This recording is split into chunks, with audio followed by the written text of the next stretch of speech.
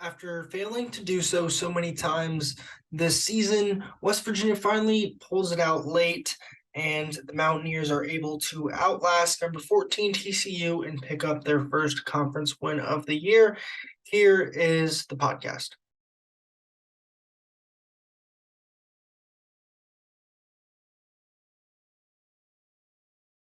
What's going on, everybody? My name is Wesley Shoemaker. West Virginia finally wins 74-65 against number 14 TCU, a game in which it looked like West Virginia was going to control all the way through. Things obviously then got close late, but West Virginia did what they had to do, weathered the TCU storm, and won their first conference game, won their first game since before Christmas, broke a 5-game losing streak. So a lot of positives to talk about. First off, let's just get kind of into the game, though. So I thought this was that first half that West Virginia played probably was their most complete, like 20 minutes of basketball I think we've seen from them in a good while. And they were doing it on both ends of the floor. They shot 54% from the field in the first half, and only made one 3-pointer. They were doing things inside. Jimmy Bell had his way, 8 points, 8 rebounds in the first half. We'll get to him a little bit later, but West Virginia also forced a lot of TCU turnovers. In the first half, TCU turned the ball over 9 times. So just they were able to do things that we just hadn't seen this team do in a while. They were doubling up high up near where TCU would try and kind of rotate their offense through, and that seemed to work. They didn't really let TCU get comfortable in the first half, and it showed. West Virginia led by 15 at halftime, and they kind of just cruised. And I do have to give Eric Stevenson props because at times he did play very out of control, throwing the ball over his head, throwing it behind his back out of bounds. But in the first half, there was a stretch there where he was getting it done, scoring, and then he had those two nice assists. Obviously, the lob to an alley oop to Emmett, and this team was kind of clicking to start the game. However, though, second half, Mountaineers jumped out. They kept it going, and then they led by 17 with 14 minutes left, and then 17 again with 12 minutes left, and then 17 again with 11 minutes left. But then TCU would go on an absolute tear and cut the lead down to 2. And I thought, here we go again. Here's another collapse. Here's another West Virginia has everything in front of them. They control it, and then they just lose it late. Sure enough, though, the Mountaineers made free throws late, and a big part of that was Jimmy Bell. Jimmy Bell made, I think it was 3 free throws in the final 4 minutes and change there, after West Virginia called a timeout when TCU cut the lead to 2. And Bell was a force all night long. Bell had 12 rebounds, 15 points. It was a career high 12 rebounds, his second career double-double. And he got it done at the free throw line. Only missed one free throw, 5 of 6 at the line. And he was really, really good. And you're starting to see that work that he's been putting in on his body, especially losing the almost close to 100 pounds, kind of developing into a Big 12 center, not just a guy who can use his size and weight to bully people around. The technique is coming along, and I think that's the best thing for him. But he said he's been shooting almost 200 free throws a day, and he said, we know we've been struggling with free throws, and so I wanted to be in the gym and do something about it. And he's a guy that everyone loves. Hug said Jimmy was terrific, but, Jimmy is a guy who really cares. He's a guy who works really hard. When you think about a guy who came in here and lost the weight he lost in order to play, his skill level has gotten so much better. So Jimmy's going to have to continue to play like that. Mo Wagi, he didn't play terribly, didn't have his worst game by any stretch of the imagination. He also didn't play much because Jimmy played so much. Jimmy ended up playing 28 minutes. Mo only played 10 minutes, and then James was in there for a brief time as well. So Jimmy commanded the 5 spot. He had a big-time matchup with TCU's Lampkin, and he said, ironically, that some people texted him saying Lampkin was the best center in the Big 12, and he took that personally. So funny there. Let's now talk about the West Virginia defense. The Mountaineer defense was much improved. They hadn't guarded like that in a good while, probably since the UAB game, I'd say, when they guarded how consistent they were on defense.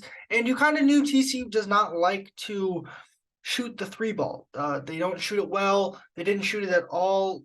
They didn't make one in the first half. They only made two in the second half. So you're gonna have to let them take the threes if they want them, and you're gonna have to make them beat you inside. And I think that was a good game plan. And they like to do a lot of ball screen action motion. And West Virginia really didn't allow that to happen because they have struggled mightily with ball screen defense all season. And maybe we start seeing more double teams, kind of a hectic run around, rotate, switch, and see what you've got, because it worked. And if it continues to work, who knows what that might give you. And obviously that's not a press Virginia, but it's press Virginia-esque in the sense that it's frantic, it's quick, it's everyone's moving around, it's trapping here, it's rotation. So we'll see where that defense takes them. But forcing 19 turnovers, you had 3 blocks, you had 8 steals as a team, so pretty good all around. And they turned defense into transition offense, and they didn't let a team that really likes to push the ball. And a lot of that, though, was because West Virginia was able to score the ball at a high level. Mike Miles, got to give him his credit for TCU. 21 points, hit a huge 4-point play in the second half to cut it to 6, I believe. He led all scorers with 21. Emmanuel Miller had 13, but West Virginia got TCU into foul trouble early, and that kind of played to their advantage in the first half. But then obviously the West Virginia defense didn't do a good job in the second half for that stretch. But part of it too was they weren't making field goals of their own to kind of stop TCU. And they, in fairness, they were fouling a lot too. TCU got 4, 6, like 8 points on their little when they got back into the game. 8 of those points were on free throws. So can't let teams get to the line like that. It was a very physical game. TCU head coach Jamie Dixon said, quote, "This was not a basketball game," which little surprising there. But either way you slice it, West Virginia's defense was a lot better and much improved compared to where they were early on.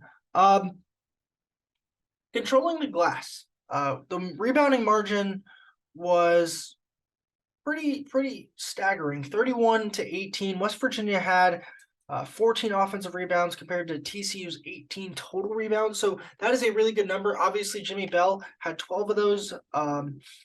Let's see. Stevenson had 4, Keedy had 4, Mitchell had 4. So you're kind of seeing there your guards start to rebound the ball. And that's what we've been searching for with this team, is to kind of see a harder group rebounding effort. That's not really what we have seen as of late. But last night you saw more of a gang rebound. Let's all go after the ball on the glass rather than trying to get out and transition. And that paid off, obviously. So let's talk a little bit about the refereeing here. Kip Kissinger was on the crew. He teed up Jamie Dixon early.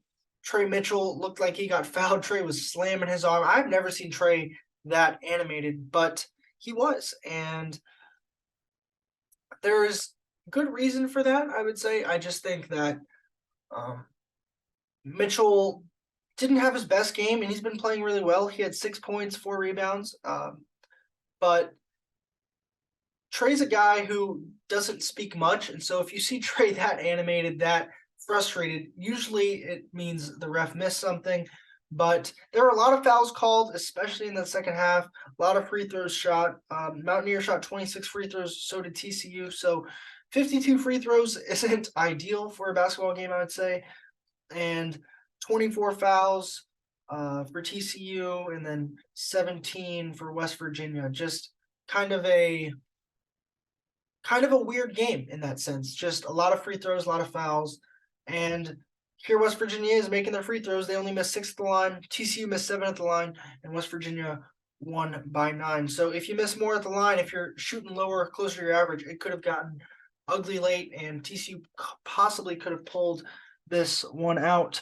And then let's talk about how the Mountaineers kind of held on. So many times recently we've seen West Virginia panic at the end. We've seen West Virginia on Saturday against Oklahoma. They had it where they just couldn't do anything. And by couldn't do anything, I mean that they couldn't get an easy chance at a score, because if they went to the bucket and got fouled, there was no faith that they would make the free throws. And obviously, the one play you draw up to try and get a shooter a shot, it just gets messed up, and it's a bad shot and a bad spot.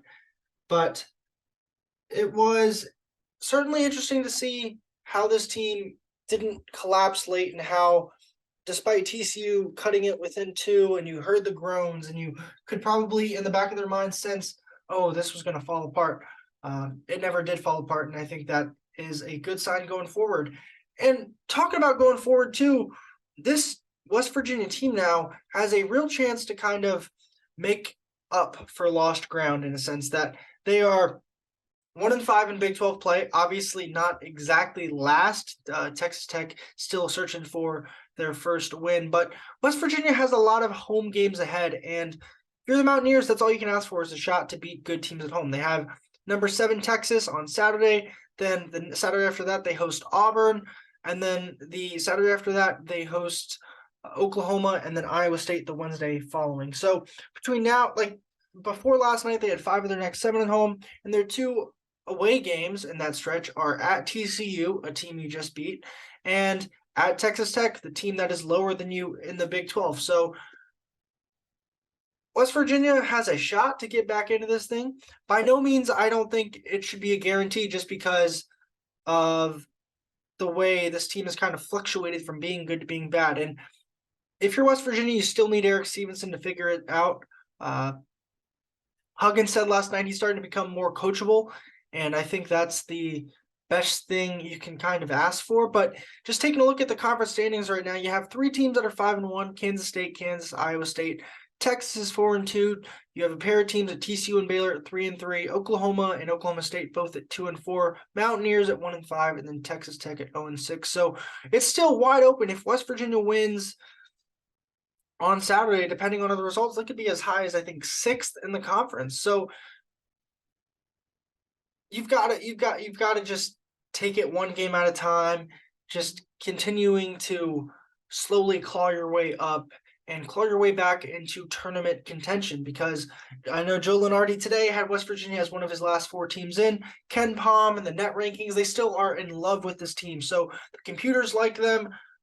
Bracketologists certainly like them to an extent, and they just got to keep putting wins, because there's one thing if you have a close loss to a good team, but you've got to start protecting your home court, and obviously they did that last night. And I also think that this team getting the monkey off their back, getting that one win, it should hopefully propel them. And Hugs, we'll play the audio right after this, but Hugs said he kind of had this sense of where they have to get going. They have to start.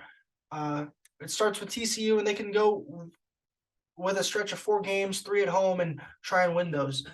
I got them together after the Oklahoma game, and I said, fellas, I mean, we're going home for 3 or 4.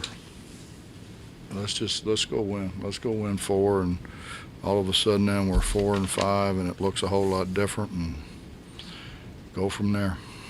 That is where this team is at, and Hugs believes in them. There were a lot of fans there, 11,402 last night, and it'll probably be a sellout this Saturday against Texas. I know Oklahoma game in a couple of weeks is a sellout. I believe Auburn in the SEC Big 12 Challenge next Saturday is a sellout. So a lot of opportunities to keep picking up wins, keep making that resume better as they head towards February and then towards March. So that'll do it for this TCU post-game podcast. Short one today.